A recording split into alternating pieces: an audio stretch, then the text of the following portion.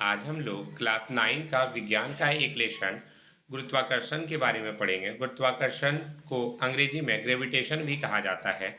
गुरुत्वाकर्षण की खोज हमारे महान वैज्ञानिक न्यूटन ने की थी। आप लोग सभी जानते हैं, एक कहानी छोटी सी इसके बारे में बताई गई थी कि न्यूटन एक दिन सेब के पेड़ के नीचे बैठे हुए थे। तभी उनके माथे के ऊपर एक सेब आकर के गिरा और जिसके कारण उनको लगा कि ये सेब नीचे आखिर क्यों गिरा, ऊपर क्यों नहीं चला गया। यहीं से उसकी क्या होती है, गुरुत्वाकर्षण की खोज होती है। उन्होंने उसके पर शोध करना स्टार्ट किया और उन्होंने यह निष्कर्ष निकाला कि कोई भी वस्तु अगर ऊपर से की ओर फेंकी भी जाएगी तो वह वस्तु नीचे की ओर गिरेगी, और ऊपर से जो नीचे की ओर गिरती है इसके पीछे कोई ना कोई बल कार्य कर रहा होगा। इसी बल का नाम उन्होंने गुरुत्वाकर्षण दिया था। ठीक है, यानी कोई वस्तु अगर ऊपर से नीचे गिरा रहे हैं तब तो नीचे आएगी ही। अगर हम ऊपर भी किसी को फेंक रहे हैं तो एक सीमा के बाद क्या होगा, फिर वो नीचे आ जाती है। इसका मतलब है पृथ्वी में कोई ऐसा बल होता होगा जो बल क्या करता है, वस्तुओं को अपनी ओर आकर्षित करता है। इस बल को क्या कहा जाता है, इस बल को गुरुत्वाकर्षण बल कहा जाता है। अब इसी में लेकर के कई सारे प्रयोग भी किए गए। अब जैसे कोई आदमी क्या किया, बहुत ऊंची मंजिल पर चढ़ गया और उसने क्या किया, एक छोटा सा सामान, मान लेते हैं एक छोटा सा पत्थर और एक बड़ा पत्थर को एक साथ गिराया। क्या दोनों पत्थर एक समान समय में नीचे दूरी पर पहुंचेंगे या आगे पीछे? एक समान टाइम में क्या होगा, नीचे पहुंच जाएगा, दोनों एक साथ ही पहुंचेगा। कारण क्या है, पृथ्वी की तुलना में चाहे बहुत बड़ा पत्थर हो या बहुत छोटा पत्थर हो, दोनों का मास क्या है, एकदम नगण्य है। इसी कारण से क्या होता है, दोनों समान पहुंचता है। अब वही कोई बच्चे बोलते हैं कि सर एक कागज को उड़ाते हैं और एक आप बड़ा सा पत्थर को गिराएंगे तो पत्थर पहले पहुंचेगा, कागज बाद में पहुंचेगा। तो इसके पीछे का क्या साइंस है? तो बस साइंस इसमें भी ज़्यादा कुछ नहीं है। कागज के ऊपर हवा का प्रभाव पड़ जाता है। यही कारण है कि कागज क्या होता है, आपका देर से पहुंचता है। अगर उसमें हवा का प्रभाव ना रहे तो वह भी समान समय में पहुंचेगा। ठीक है, अब देखिए हम लोग अध्याय 7 और अध्याय 8 में वस्तुओं की गति के बारे में भी अध्ययन किया था। तब बल को गति के कारक के रूप में भी अध्ययन किया था। हमने सीखा किसी वस्तु की चाल या गति की दिशा बदलने के लिए बल की आवश्यकता होती है। आप लोग देखे होंगे, जैसे मान लेते हैं सपोज दैट कोई साइकिल से पूरा तेज गति से मेरी ओर आ रहा था, तो अब क्या होगा, अगर हम सामने से जा करके कस के पूरा पकड़ लेंगे, बल लगाएंगे, तो उसका साइकिल क्या होगा, रुक जाएगा। अगर मेरा बल थोड़ा ज़्यादा है, कम है, तो नहीं रुकेगा। अब मान लेते हैं को बहुत बड़ा ट्रक आ रहा है, एकदम हाथ आड़ करके हम खड़ा हो जाएंगे कि नहीं रुको, क्या मेरा बल से ट्रक रुकेगा क्या? नहीं, ट्रक मेरे ऊपर से चढ़ के पार हो जाएगा। यानी इसका अर्थ क्या है कि कोई भी वस्तु को रोकने के लिए उससे अधिक बल की हमें आवश्यकता होती है। तो ये आपको ध्यान रखना पड़ेगा।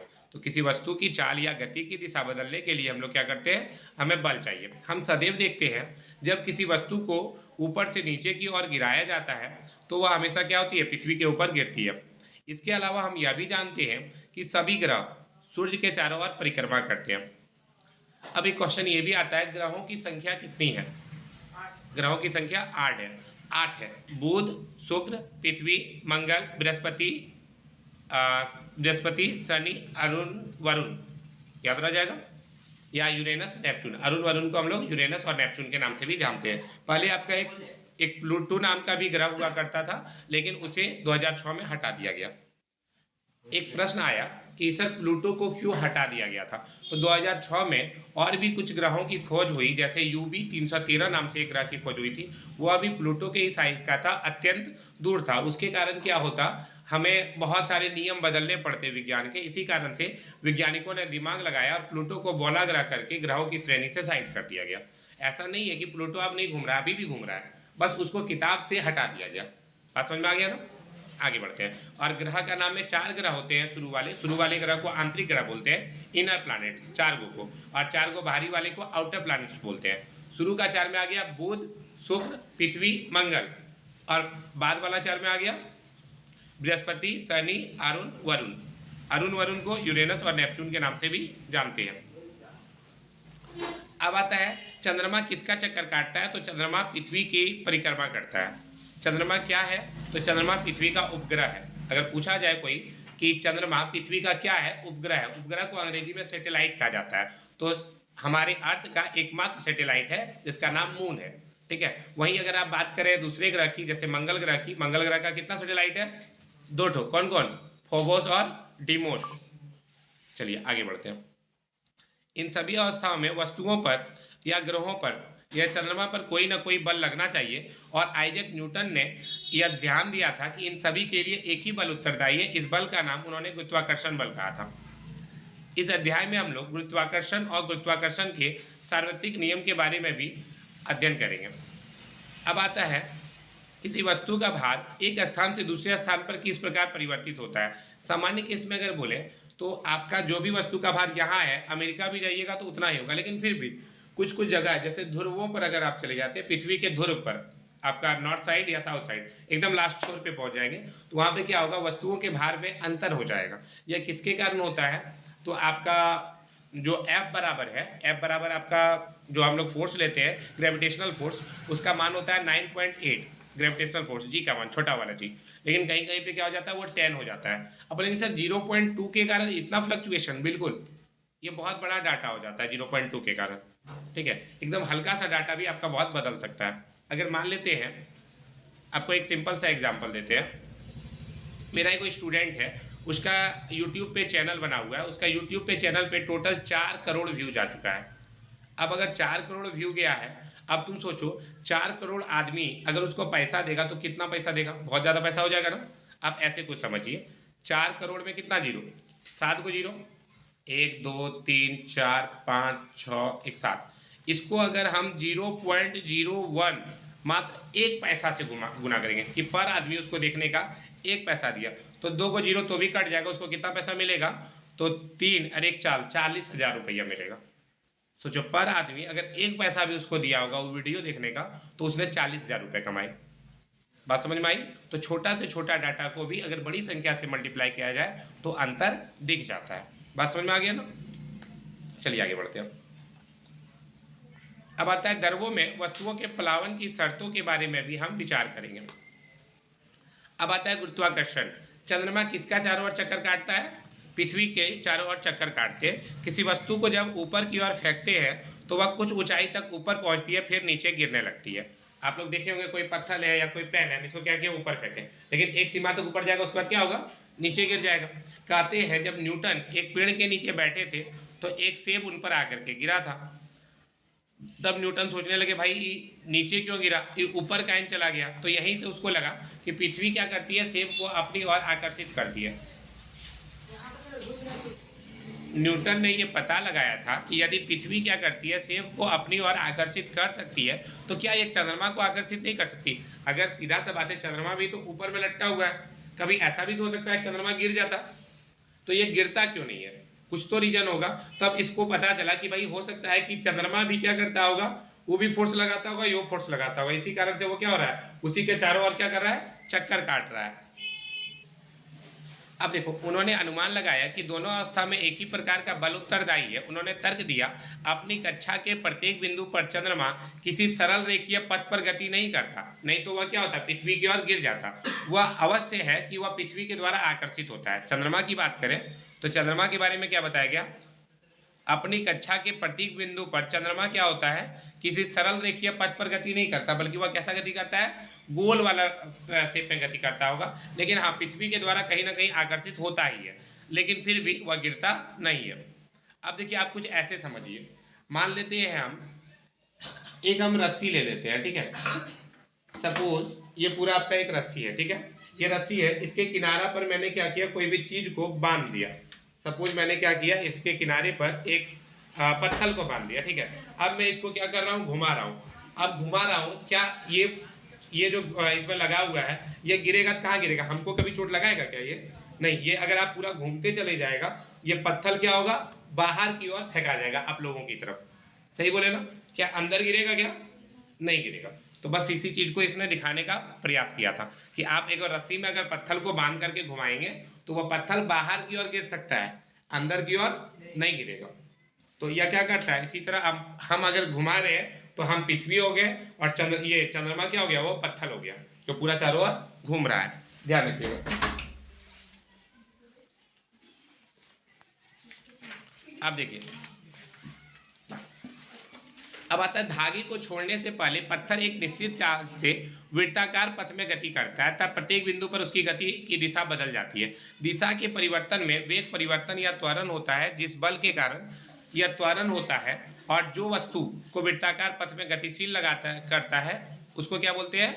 अभिकेंद्रीय बल बोलते हैं। इंग्लिश में बोले तो सेंट्रीपिटल फोर्स। एक बार रिपीट कर दे रहे हैं, देखो एक बार रिपीट कर रहे हैं। मैंने कहा था जब किसी धागे को में अगर हम पत्थर बांध के घुमा रहे हैं तो ऐसी स्थिति में क्या हो रहा है, वो पत्थर क्या हो सकता है, गिरेगा भी तो बाहर की ओर गिरेगा, ठीक है, मेरा अंदर की ओर नहीं गिरेगा। इसके में आपका क्या कहा जा रहा है, तो ये जो त्वरण होता है जो वस्तु को वृत्ताकार पथ में गतिशील रखता है वह बल केंद्र की ओर लगता है। वह बल कहाँ लगता है? केंद्र की ओर लगता है। और इस बल को अभिकेंद्रीय बल यानी सेंट्रीपिटल फोर्स कहते हैं। क्या बोलते हैं? Centripetal force.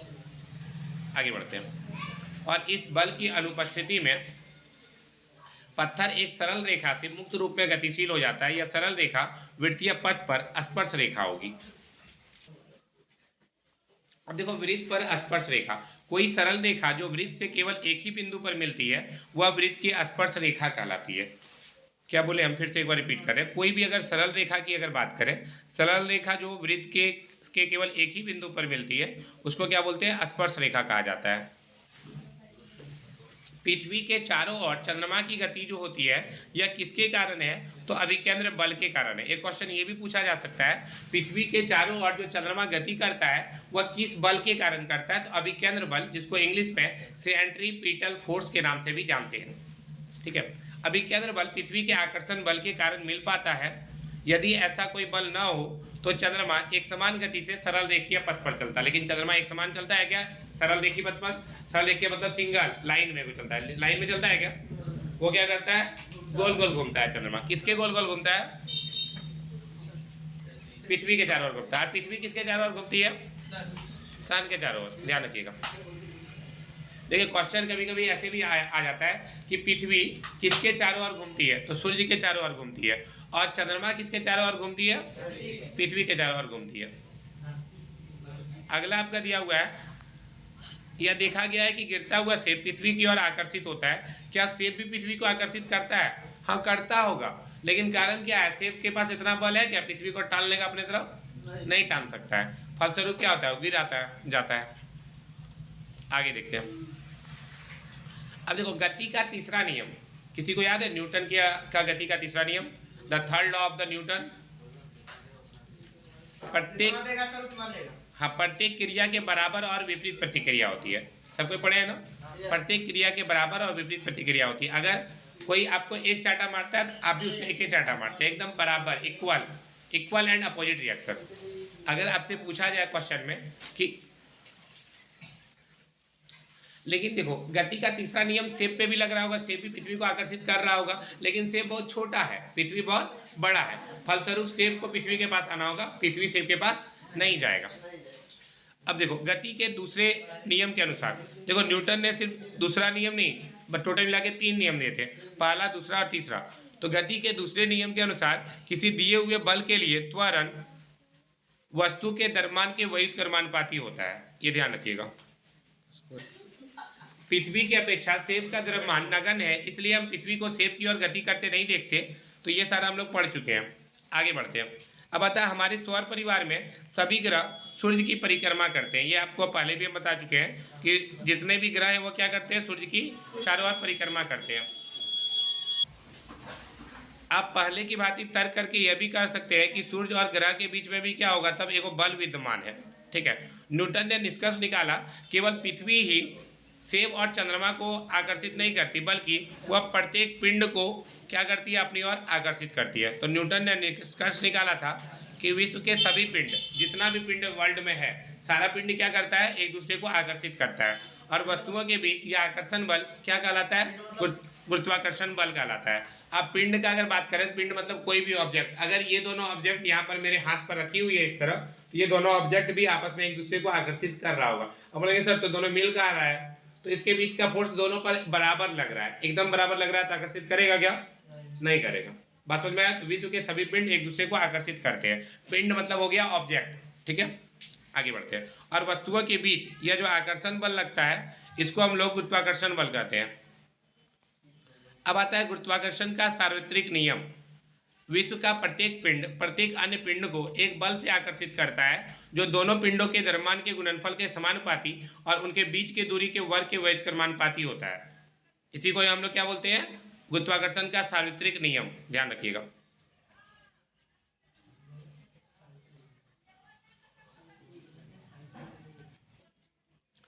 अब देखिए, तो बस यहाँ पर दो ऑब्जेक्ट बनाए गए हैं और इन दोनों ऑब्जेक्ट के माध्यम से दिखाया जा रहा है, बीच में क्या है, एक दूरी है, इस दूरी को हम लोग डी भी बोल सकते हैं। ये जो दूरी है, इन दोनों दूरी को डी बोले।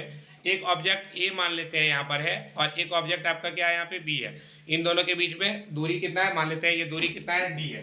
तो इसका एक फॉर्मूला भी होता है, नीचे में देखिए लिखा हुआ है आपका, एफ बराबर कैपिटल जी, ध्यान दीजिएगा, कैपिटल जी और स्मॉल जी दोनों का मतलब अलग अलग होता है। अब सर दोनों का मतलब क्या है, तो कैपिटल जी का मान होता है 6.67 इंटू 10⁻⁻11। एक बार चेक कर लीजिएगा, नीचे में लिखा हुआ था आपका, हाँ 6.67 इंटू 10⁻⁻11 न्यूटन मीटर स्क्वायर पर केजी स्क्वायर होता है, बड़ा वाला जी का मान, ठीक है। और यहाँ पर देखिए दो को एम लिखा हुआ है ना, एक बड़ा एम है और एक बोले तो छोटा एम है। तो ये बड़ा एम की अगर बात करें, बड़ा एम बड़ा वस्तु को बताएगा, छोटा एम छोटा वस्तु को बताएगा, और डी किसको बताएगा, दूरी को बताएगा। डी की अगर बात करें ना, तो डी आपका दूरी को बता रहा है। तो इसकी मदद से हम क्या कर सकते हैं, पता कर सकते हैं कि दो वस्तुओं के बीच में बल कितना लग रहा है, ठीक है। ये आपका फॉर्मूला है, आपको याद करना पड़ेगा ये फॉर्मूला, ठीक है। आपका एग्जाम में क्या करेगा, ये फॉर्मूला पूरा दे देगा, ठीक है। और इसमें कहीं हो सकता है स्क्वायर छोड़ दे, या फिर छोटा जी की जगह बड़ा जी की जगह छोटा जी कर दे, और उल्टा पुल्टा करके पूछ देगा आपसे कि कौन सा सही है, ध्यान रखिएगा। आगे बढ़ते हैं। तो बस देखिए वही चीज को एक्सप्लेन करने का काम किया है। बड़ा एम बड़ा वस्तु को बताता है, छोटा एम छोटा वस्तु को बताता है। अब आता है आपका, तो ये आपका वस्तु का भी दिया हुआ है, दोनों पिंडों के बीच कितना आकर्षण बल लग रहा है, तो एफ बल लग रहा है। तो गुरुत्वाकर्षण का सार्वत्रिक नियम के अनुसार हम इसको निकाल भी सकते हैं, F is directly proportional to M into M. अब ये सर ये डायरेक्टली प्रोपोर्शनल क्या है, तो ये जो साइन मैंने लिखा, ये साइन जो है आपका, ये साइन जो आपका बता रहा है वो डायरेक्टली प्रोपोर्शनल को बता रहा है, ठीक है। मतलब अगर इस एम का दाम बढ़ेगा, अगर इसका वैल्यू बढ़ेगा तो एफ का भी वैल्यू बढ़ेगा, इस छोटा एम का भी वैल्यू बढ़ेगा तो एफ का वैल्यू बढ़ेगा। मतलब जितना ज्यादा वजन का वस्तु फोर्स उतना अधिक। आप एक नॉर्मली देखिए, अगर अभी हमको इसको फेंकना है आपके पास, बहुत आसानी से फेंक सकते हैं। अब अगर हम बोले ये वाला उठा के फेंकें, क्या ये जितना दूर जाएगा उतना दूर हम बड़ा वस्तु को फेंक पाएंगे? नहीं, क्यों? क्योंकि उसमें बल हमको ज्यादा लगाना पड़ेगा, इसमें बल कम लगाना पड़ेगा। आगे बढ़ते हैं। अब आता है आपका दोनों पिंडों के बीच लगने वाला बल उनके बीच के दूरी के वर्ग के व्युत्क्रमानुपाती होता है। ये लाइन भी आपको याद करना है कि अगर कोई दो पिंड है, दो ऑब्जेक्ट है, ठीक है, तो उन दोनों के बीच में जो बल लगता है वो किसके विपरीत में लगता है, तो उसका दूरी, अगर दूरी बढ़ जाएगी तो क्या होगा, बल कम लगेगा, और दूरी नजदीक आ जाएगी तो बल बेसी लगेगा। अभी सिंपल सा हम बोले, अगला लाइन का बच्चा लोग बदमाशी नहीं कर सकता है, क्या है भाई, दूरी हम लोग का बहुत कम है, हम आराम से पीट सकते हैं, लेकिन उधर दूरी क्या हो जाएगी, अधिक हो जाएगी, तो अब आराम से पीट पाएंगे क्या? नहीं। तो इसलिए वहां पर क्या होता है, फोर्स मेरा कम लगेगा, नजदीक वाला पे फोर्स बेसी लगेगा। चलो आगे देखते हैं। अब आता है, तो इसी को, अब ये जो डायरेक्टली प्रोपोर्शनल का साइन है, इसको हटाने के लिए हम लोग उस जगह पे एक स्थिरांक का प्रयोग करते हैं जिसका नाम है जी। जिसका नाम क्या है आपका? जी, बड़का जी। बहुत कोई इसको जो है याद करने के लिए बड़ा जी बोलते हैं, और एक होता है छोटा जी। छोटा जी का मान 9.8, अब बड़ा जी का मान कितना होता है, 6.67 गुना 10⁻⁻11 न्यूटन मीटर स्क्वायर पर केजी स्क्वायर। अब अगर मान लेते हैं कभी इसी जी का मान निकालना हो तो आप निकाल भी सकते हैं, फॉर्मूला को उल्टा करके, F into D square divided by M into M, ध्यान रखिएगा। अब आता है समीकरण 9.5 में बल, दूरी और द्रव्यमान के मात्रक प्रतिस्थापित करने पर हमें जी के एसआई मात्रक प्राप्त होंगे। अब जी का एसआई मात्रक क्या होता है, क्वेश्चन में ये भी आ सकता है आपका कि जी का एसआई मात्रक क्या है, कोई बताओगे क्या है? लिखा हुआ है देखिए, न्यूटन मीटर स्क्वायर पर केजी स्क्वायर। जी का एसआई मात्रक क्या है? न्यूटन मीटर स्क्वायर पर केजी स्क्वायर। न्यूटन किसका मात्रक है? बल का मात्रक है, ठीक है, ध्यान रखिएगा, न्यूटन मीटर स्क्वायर पर केजी स्क्वायर। अब एक नाम है हेनरी कैवेंडिश। अब देखो, एक हेनरी कैवेंडिश नाम के साइंटिस्ट थे, उन्होंने एक सुग्राही तुला का उपयोग करके इसका मान ज्ञात किया था। किसने? हेनरी कैवेंडिश ने। हेनरी कैवेंडिश का जन्म 1731 में हुआ है और इनकी मृत्यु 1810 में हुई थी। चलिए आगे बढ़ते हैं। हम जानते हैं कि किन्हीं भी दो भी वस्तुओं के बीच में क्या होता है, आकर्षण बल विद्यमान होता है, ये ध्यान रखिएगा। गुरुत्वाकर्षण का नियम सार्वत्रिक इस अभिप्राय से है कि यह सभी वस्तुओं पर लागू होता है, चाहे वे वस्तुएं बड़ी हो, छोटी हो, खगोलीय हो या पार्थिव हो, कुछ भी वस्तु रहेगा सब पे यह नियम लागू होता है। अब देखो एफ डी के वर्ग के व्युत्क्रमानुपाती होता है। मान लेते हैं यदि डी को 6 गुना कर दिया जाएगा तो एफ का मान क्या होगा, 36वां भाग रह जाएगा। मतलब डी का वैल्यू को बढ़ाते जाओ, दोनों का दूरी को बढ़ाते जाओगे तो बल कम लगेगा। अगर आप लोग यहाँ बैठे हैं, करीब वाला पे बल सबसे ज्यादा है, दूर वाला पे बल और कम है, और जो रोड पे घूम रहा होगा उस पे बल मेरा और कम हो जाएगा। ठीक है, आगे बढ़ते हैं। एक क्वेश्चन है आपका, पृथ्वी का द्रव्यमान दिया हुआ है कितना है, 6 गुना 10 पर पावर 24 kg था। चंद्रमा का द्रव्यमान दिया हुआ है 7.4 गुना 10 पर पावर 22 kg। यदि पृथ्वी और चंद्रमा के बीच की दूरी 3.84 गुना 10 पर पावर 5 किलोमीटर है तो पृथ्वी द्वारा चंद्रमा पर लगाए गए बल का परिकलन कीजिए। देखिए यहाँ पर आप ध्यान से देखिएगा, आपके पास एक फॉर्मूला दिया गया है, F बराबर capital G m into M divided by D square. मेरे पास G का मान हम लोगों को प्रश्न में दे दिया गया था 6.7 गुना, थोड़ा सा हम बड़ा स्पेस ले लेते हैं क्योंकि इन सब क्वेश्चनों में आपको स्पेस ज्यादा चाहिए, तो चलिए हम मिटा करके थोड़ा सा ले लेते हैं। F बराबर जी एम एम बटा डी स्क्वायर। अब देखिए जी का मान दिया हुआ है 6.7 into 10 to the power -11 newton metre square पर केजी स्क्वायर, ये आपका दिया हुआ था। इंटू कैपिटल एम का मान अगर बोले तो कैपिटल एम का मान दिया हुआ है 6 into 10 to the power 24 kg, और स्मॉल एम का मान दिया हुआ है 7.4 into 10 to the power 22 kg, और डिवाइडेड बाय डी स्क्वायर बोला है तो डी का मान कितना दिया हुआ है, स्क्वायर है, यानी कि हमको क्या करना है, इसको 2 बार लिखना पड़ेगा और 2 बार लिख करके सॉल्व करना पड़ेगा। तो चलिए 2 बार लिख लेते हैं, स्क्वायर है यानी कि 2 बार, तो डिस्टेंस मेरा दिया हुआ है 3.84 into 10 to the power 5 kilometre into 3.84 into 10 to the power 5 kilometre, ये मेरा दिया हुआ है। अब देखिए मैं काटने का प्रयास करता हूँ। पहले हम क्या करते हैं, जितना भी जो डाटा दिया हुआ है, ठीक है, जो कोई वर्ड के रूप में जैसे 6.7 6 7.4 डिवाइडेड बाय, इधर देख लीजिए 3.84 इंटू 3.84, इसको एक साथ कर दिया इंटू 10 पर पावर, देखिए एक मैं 10 लिखता हूँ, एक क्या करता हूँ बड़ा सा 10 लिखता हूँ, और ऊपर वाले आप लोग इतना तो जानते ही है कि ऊपर में अगर रहे सारा चीज तो क्या होता है, ऐड होता है, तो -11 प्लस 24, और इधर आपका 22 आपका जोड़ में है तो जोड़ 22, नीचे में देखिए 10 पर पावर 5 था ना, ये 5 अगर ऊपर जाएगा तो माइनस में हो जाएगा, ये भी 5 आपका नीचे में है, ऊपर जाएगा तो क्या होगा, माइनस में हो जाएगा। अब डाटा की बात करते हैं, क्या क्या यूनिट लगा हुआ था, तो न्यूटन मीटर स्क्वायर पर केजी स्क्वायर लगा हुआ था। तो उसके बाद देखिए केजी इंटू केजी है, फिर मैं केजी लिख देता हूँ, बटे क्या है आपका किलोमीटर किलोमीटर, तो हमको पहले किलोमीटर को किसमें बदलना था, मीटर में बदलना था, मैंने तो बदला नहीं है, तो अभी मैं क्या करता हूँ किलोमीटर किलोमीटर ही रहने देता हूँ, मैं इसको पूरा काटूंगा नहीं, सुधार लूंगा अपनी गलती को। केजी स्क्वायर से आपका डबल केजी कट जाएगा। आगे देखिए आपका, अब इसको आप पूरा डाटा को आप लोग सॉल्व कर सकते हैं, ये डाटा आप लोग खुद से सॉल्व कीजिएगा, मैं नहीं करूंगा। आप इधर देखिए, आप 10 पे पावर जो प्लस में है उसको एक साथ जोड़ लेते हैं तो 24 और 22 हो गया आपका 46, 46 में आप देखिए 5 5 10 10 और 11, 10 और 11 कितना हो गया 21, 46 में 21 चला जाएगा तो कितना बचेगा, 46 में अगर 21 चला गया तो आपका बचेगा 25।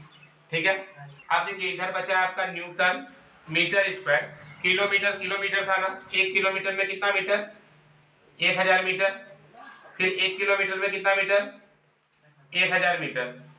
मैंने जो ऊपर में यही सॉल्व करना था बट मैंने नहीं किया, इसलिए मैं नीचे कर रहा हूँ।